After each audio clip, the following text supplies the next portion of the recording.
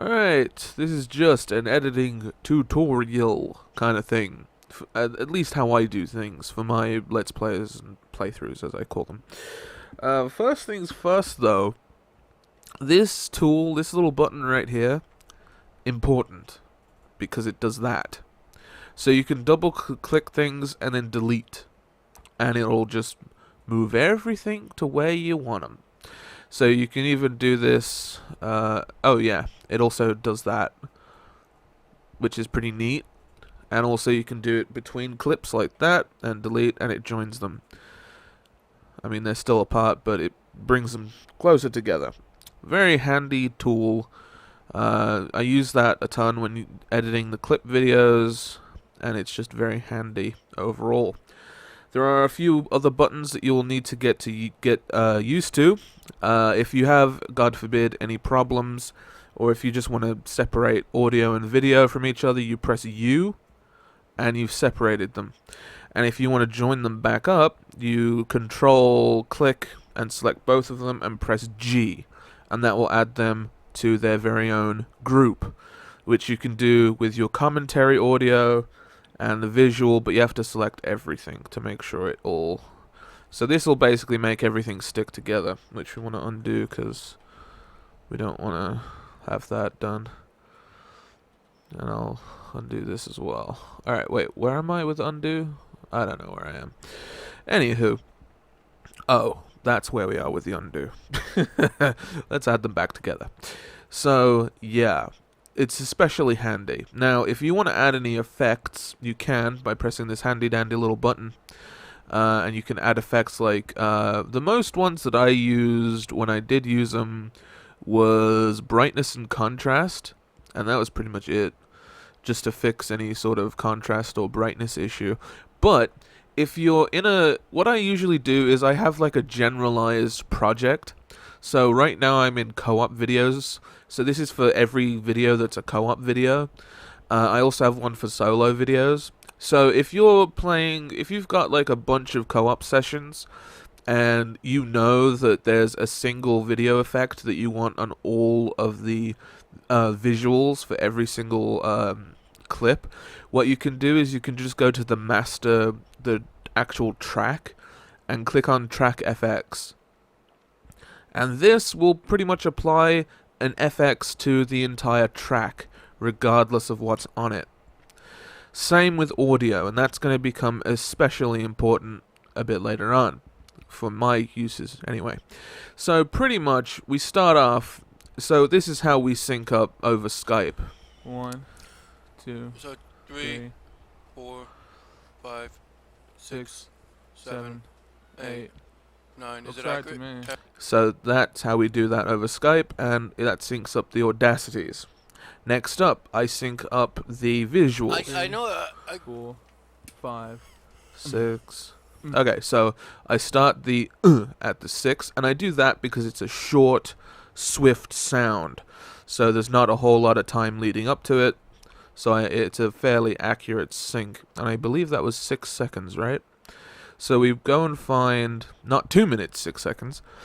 We go and find the 6th second, which we have to fish around for a little bit. And it's close. It's getting closer. We're very close now. And we found it. Okay. And we put my audios on to the track. So yeah, basically for co-op recordings, it's a 3, 2, 1 click onto the record button, and then we see if we synced it up. It works. That's all I'm saying. For solo recording, of course, you just hit record and then do the second sync, which is this.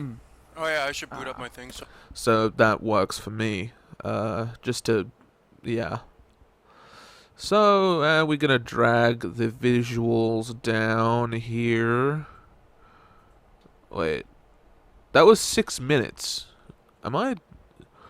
Wait, was it? Oh my god. I am something else. Alright. So we're gonna sync this up properly. I did wonder why it was not being all that specific. There we go. We found it. GG. Wait, what? Oh yeah, it's just because it's so zoomed out, because this is a 2-hour thing. So it's really zoomed out. I'm not used to it being that zoomed out. Okay, here we go. 1 second. Okay, Oh yeah. I there we should go. boot It syncs up. All right. So I don't know how like accurate that is, but it's what I do, and it works generally well. So now that we've done that, you need to adjust the levels. Now, for co-op recordings, it's more of a balancing act. However, there is one thing you shouldn't do, and that's this. so you can actually uninstall DLCs in. Oh, for real? You shouldn't dime the audios of your two commentators to left and right channels. Do not even pan them a little bit. It gets real confusing, and it's annoying to listen to. Do not do it. It's a bad choice. So just keep them centered, because it's easiest. We don't need to get fancy. We just need to... And plus, the reason why you would pan something in audio is if two things are going on at the same time. If you're doing a co-op recording, you don't want to ever be talking over the person you're commentating with. It's just rude. And plus, it gets jumbled in the audio. Unless you dime them either way, but that's stupid. Don't do it. Don't ever do it. You'll also notice my audio is recorded in stereo and Craig's is not. That's just a personal preference because my microphone can handle it. I believe he's using a headset, so there's that. So now that we've got it synced up, we can cut the video if you wish. We can cut it, delete the clip before it, select all of them with Control, and press G. And now this will combine everything, so we can work on the video as a whole. Which just ensures that you won't accidentally move something and something goes out of sync and you have to undo, and so, but do be aware that they will be combined. So yeah. And it's also worth noting, once you split and combine them, if you try to combine, it will count it all as one thing. So if you split, then combine, and then delete, it'll delete everything. Which it only becomes relevant really in the clip videos, but anyway. So let's check on the audio. I'm gonna eat this brown egg. Wow, that's a lot of health in brown egg. Yup. This is probably a really dumb idea. So, what I want to do here is something that I started doing with the No Man's Sky footage, because that game was all over the place audio-wise, and I found that it works really well for both my audio and Craig's audio and the game audio. Now, this is where we start to get a little bit into territory that's fairly new for me, but I've been using it for a little while now. So we're going to go onto the Master FX. Whoa, Daisy. Didn't mean to do that. I want to undo that. Okay, I think we're good. So what I could do is go here, and then for each individual track I could add the effect that I want, but I am incredibly lazy, so I'm not going to do that. What I'm going to do is just add the effects to the overall track so that it will work for any piece of footage that I put in there. So I'm going to go to Express FX Dynamics. And we're going to go OK. And so here's what you're going to be greeted with. This is basically a compressor. This is how much it compresses. This is the, I think how fast it kicks in. And this is how fast it lets go of it. So I'm going to go to my Resident Evil 4 compression setting, which has the ratio all the way to the top. The attack is all the way to the bottom. and the release is all the way, I think, where it was normally. Is that correct? Yeah, it's all the way at where it was normally. And so the threshold dBs is at -14. For No Man's Sky, it was at -20, I believe. So this will just determine how much it takes the peaks down to. At least that's my understanding of it. So, yeah, that's the compression, and that's going to be on the game audio. So I'm going to mute the commentary tracks. And ideally I want something where it's shooting. But, so we'll play that track again. It's pretty quiet, I know, but when you're dealing with two people's audios as well as game, it gets very hard to balance it correctly. So I think I shoot, cause shooting is like the big test, cause that's like a big pop. But anyway, we'll watch that again without the FX on. So we will bypass that effect. And this is what it sounds like without the compression.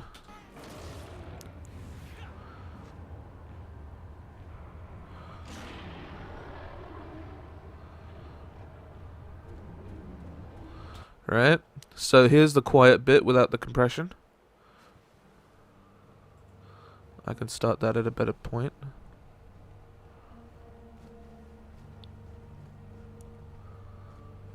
So that's pretty low as well, but then when you get to this point, the audio is louder. And in some games that can be more of a problem than others, like I know for Dragon Age that's more of a problem, because the quiet bits are really quiet, then the combat is really loud. So now we're going to enable our compression.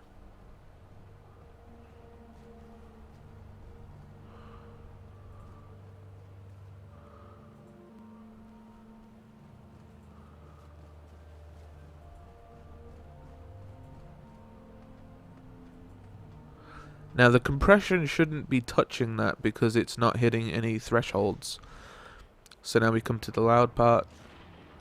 And you'll notice... So what you will notice, if my audio is loud enough, is that the quiet parts are pretty much the same level as the loud parts, which makes things incredibly simple to edit.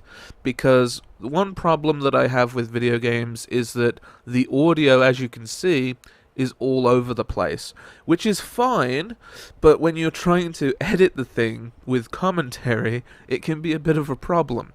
Because you don't want the quiet parts to be too quiet, but you don't want the loud parts to be overbearingly loud. So we'll take here. Right, that's what it sounds like. And so we're going to bypass our dynamics. And that's what it sounds like without the dynamics. I should say without the compressor. So basically what the compressor allows us to do is have an even keel of audio across the board. Now you don't want to have too much compression, because in a game like this, what I noticed when I put the No Man's Sky compression that I used onto this footage is that the gunshots were completely swallowed.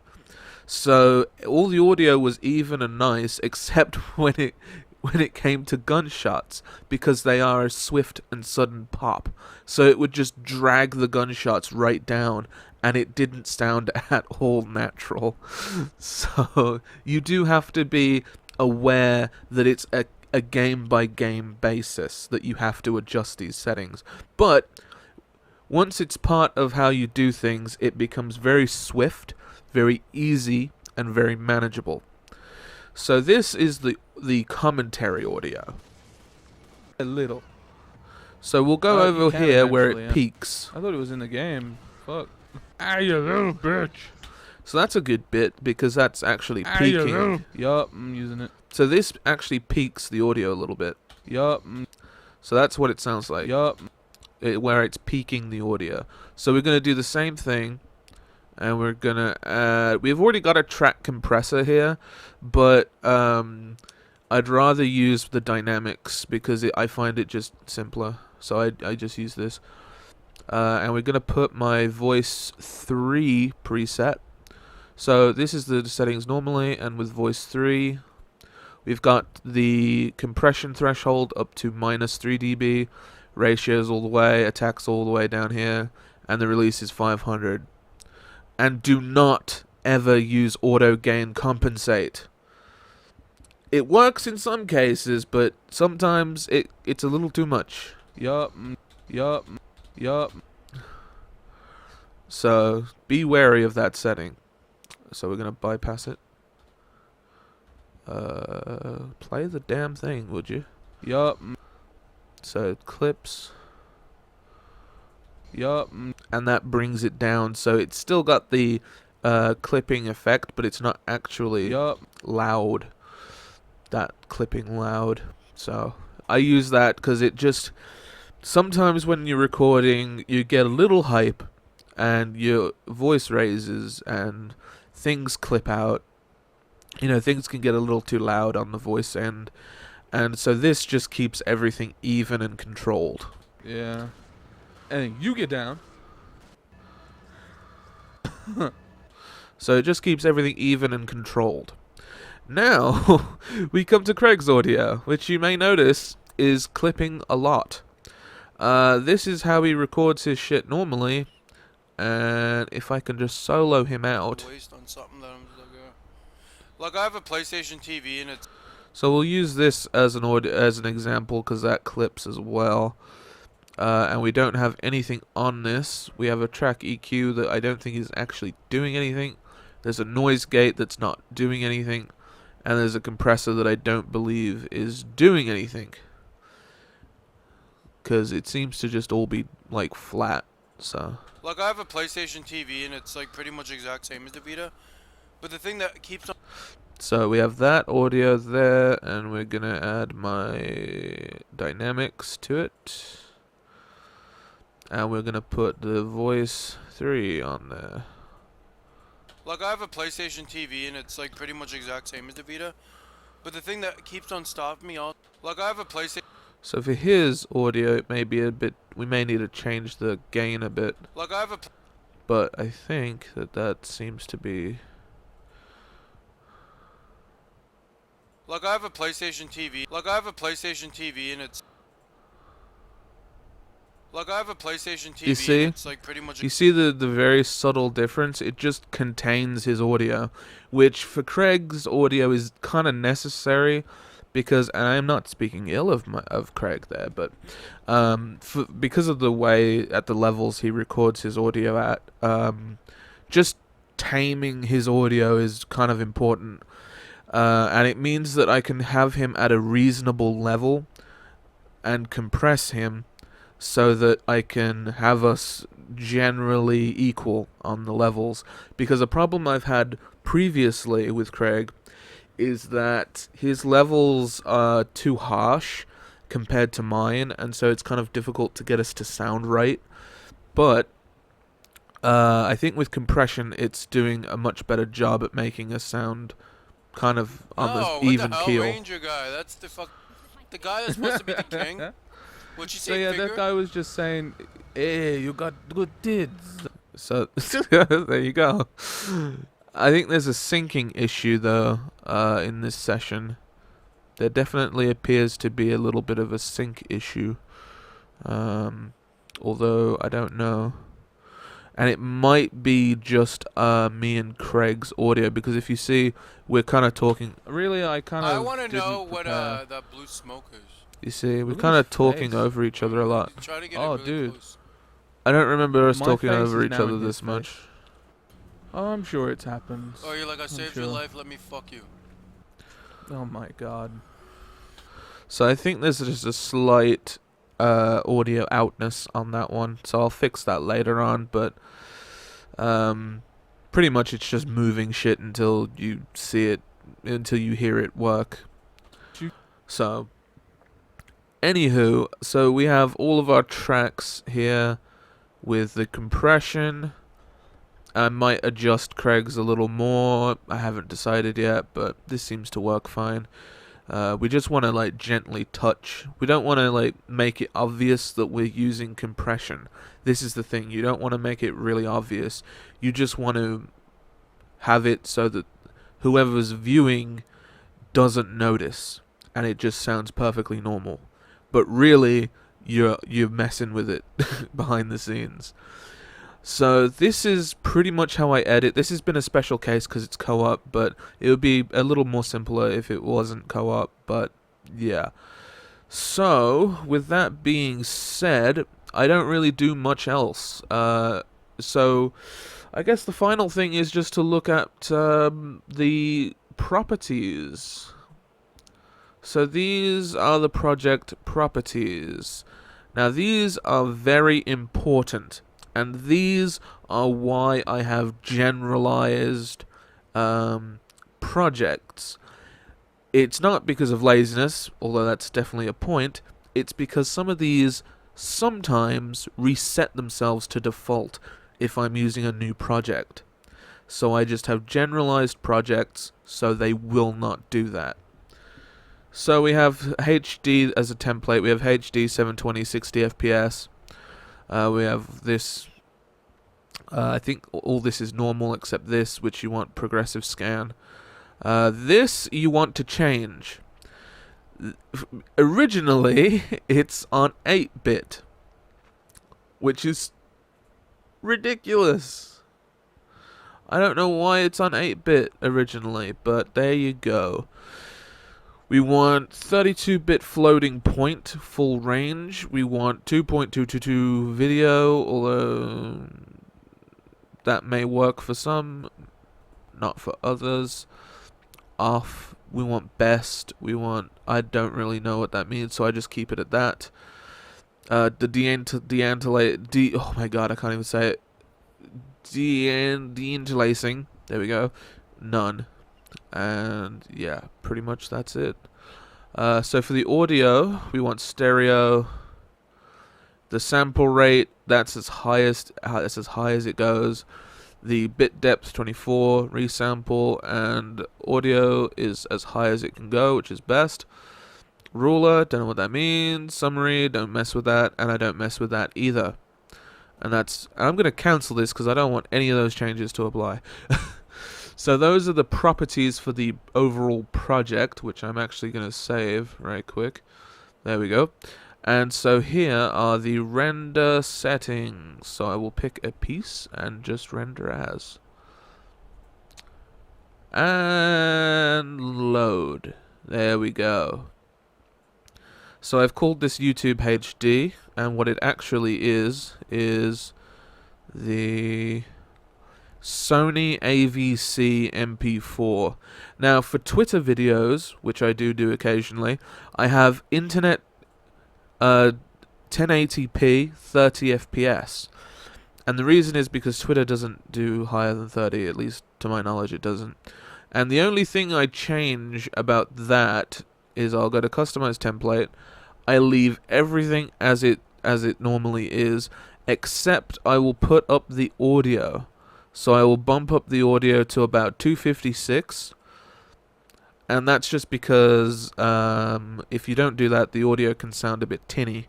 And if you're trying to put music videos or like a snippet of a musical thing up on Twitter, you don't want it sounding tinny. So, and you know, if you want it sounding good, just put it at that.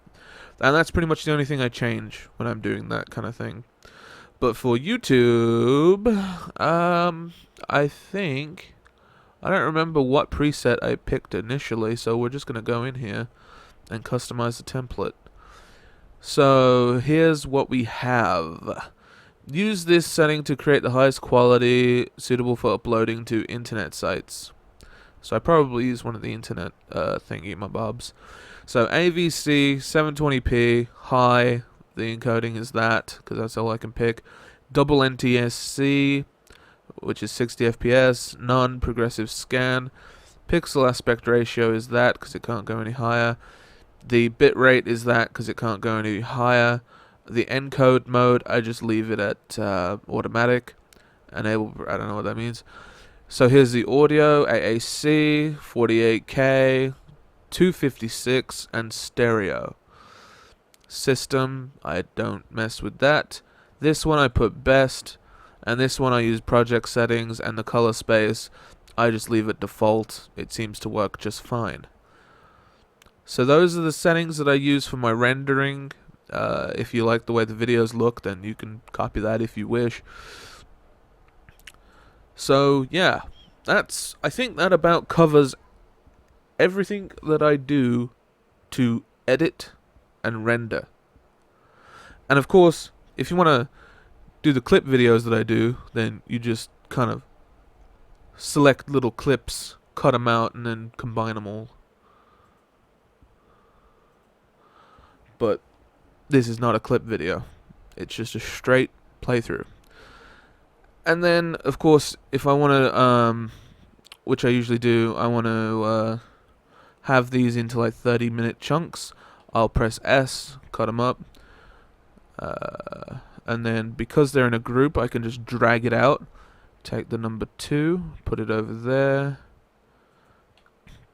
cut, and then what I'll use as well is I'll take one that's already at like 30 minutes and press R and put 3 and do it again. Select a random, press R, put 4, just put the corresponding number. I don't put anything fancy there.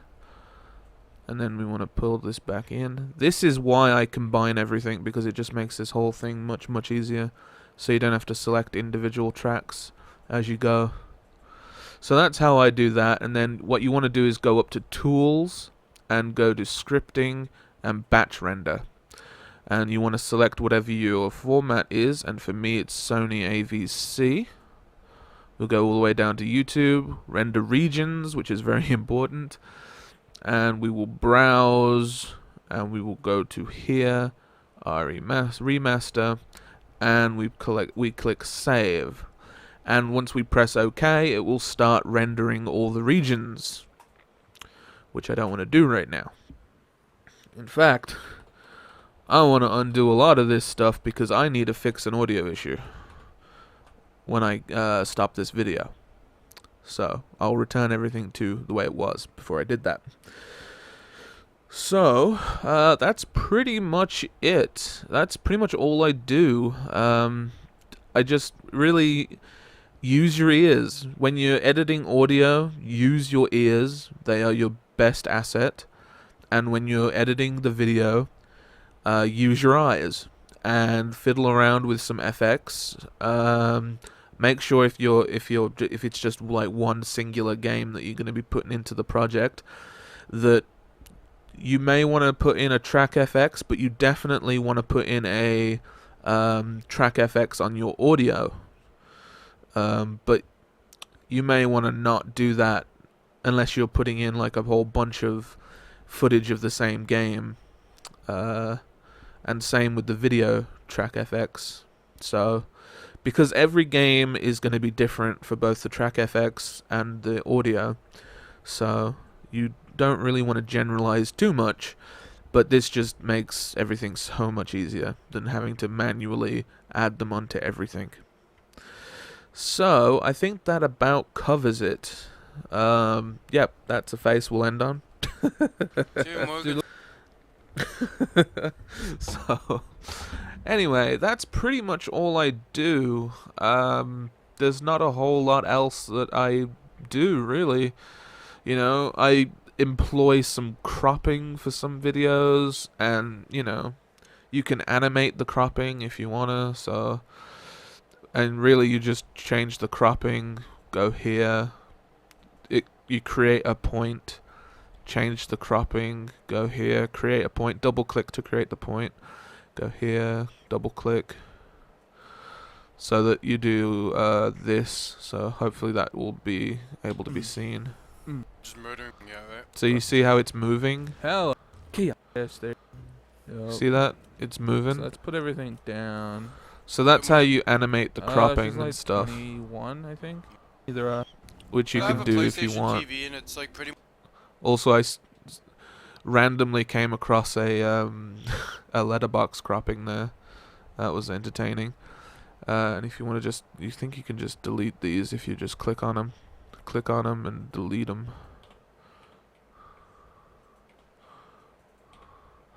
I think you need at least one in the project, and that's just return it to default. There we go. So now it's returned to default, and all the footage will be fine. There we go.